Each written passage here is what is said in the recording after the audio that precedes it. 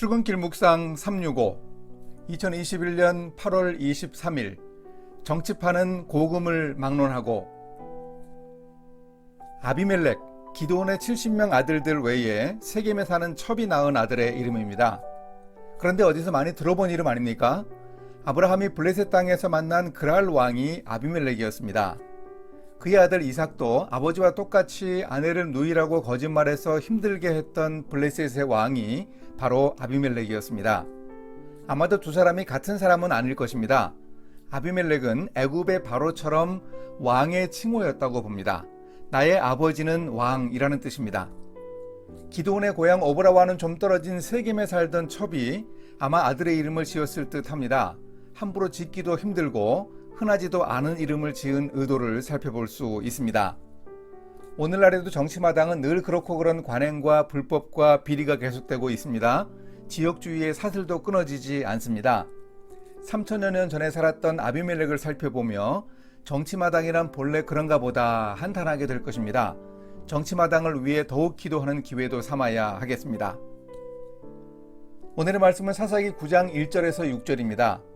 여룻바알의 아들 아비멜렉이 세겜에 가서 그의 어머니의 형제에게 이르러 그들과 그의 외조부의 집에 온 가족에게 말하여 이르되 청하노니 너희는 세겜의 모든 사람들의 귀에 말하라. 여룻바알의 아들 70명이 다 너희를 다스림과 한 사람이 너희를 다스림이 어느 것이 너희에게 나으냐. 또 나는 너희와 골육임을 기억하라 하니 그의 어머니의 형제들이 그를 위하여 이 모든 말을 세겜의 모든 사람들의 귀에 말하매 그들의 마음이 아비멜렉에게로 기울어서 이르기를 그는 우리 형제라 하고 바알브리 신전에서 은 70개를 내어 그에게 주매 아비멜렉이 그것으로 방탕하고 경박한 사람들을 사서 자기를 따르게 하고 오브라에 있는 그의 아버지의 집으로 가서 여룻바알의 아들 곧 자기 형제 70명을 한 바위 위에서 죽였으되 다만 여룻바알의 막내 아들 요담은 스스로 숨었으므로 남으니라. 세겜의 모든 사람과 밀로 모든 족속이 모여서 세겜에 있는 상수리 나무 기둥 곁에서 아비멜렉을 왕으로 삼으니라.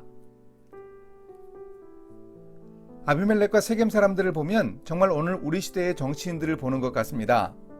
기드온의 서자였던 아비멜렉은 외가가 있는 세겜에 가서 고향 사람들에게 이렇게 말했습니다. 기드온의 아들 70명이 이스라엘을 다스리는 것과 비록 서자라도 한 핏줄인 자신이 다스리는 것 중 어떤 것이 더 낫겠느냐고 질문했습니다. 아비멜렉은 지역 감정을 부추기면 정치적으로 성공할 줄 알고 있었습니다.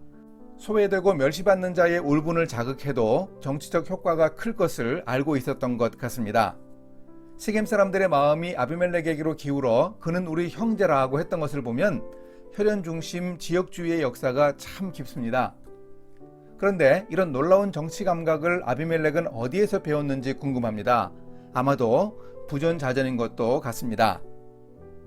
못된 형제의식을 발휘해 정치적 이해득실을 따진 세겜 사람들은 적절하게 반응했습니다. 당시는 왕정시대가 아니라 상비군 제도가 없었습니다. 특히 쿠데타를 위해서는 용병을 구할 돈이 필요했습니다. 세겜 사람들은 바알브릿의 신전에 있던 은 70개를 아비멜렉에게 주었습니다. 그들의 신앙 배경이 무엇인지 알 수 있는 대목입니다.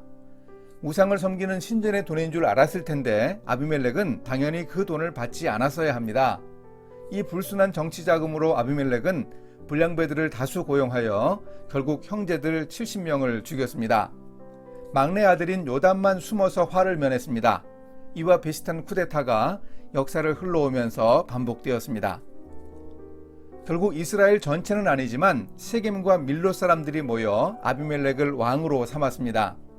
아버지 기드온은 나의 아들도 너희를 다스리지 아니할 것이요 여호와께서 너희를 다스리시리라 라고 선언했습니다. 하지만 아비멜렉은 아버지는 왕이라는 이름을 가지고 형제들을 죽인 후 자신이 왕이 되었습니다.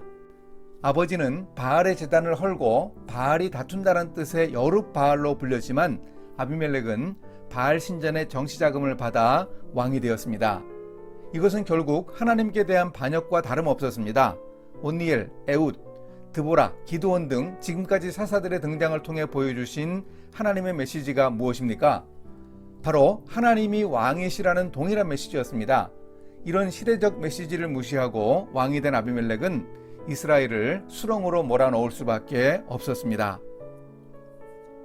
이렇게 실천하겠습니다. 하나님이 다스리신다는 세상에 주는 오직 하나님이시라는 메시지가 아비멜렉으로 인해 훼손되는 사사기 역사의 비극을 보았습니다.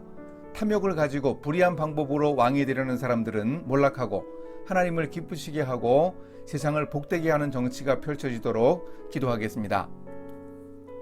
함께 기도하십니다. 세상의 주이신 하나님, 오늘 우리 사회의 각계각층, 특히 정치마당에도 하나님의 뜻이 온전히 반영될 수 있기를 기도합니다. 혈연과 지역주의와 같은 그릇된 가치관이 배격되고 그리스도의 평화와 공의의 가치가 세워지도록 주님이 도와 주소서. 예수님의 이름으로 기도합니다. 아멘.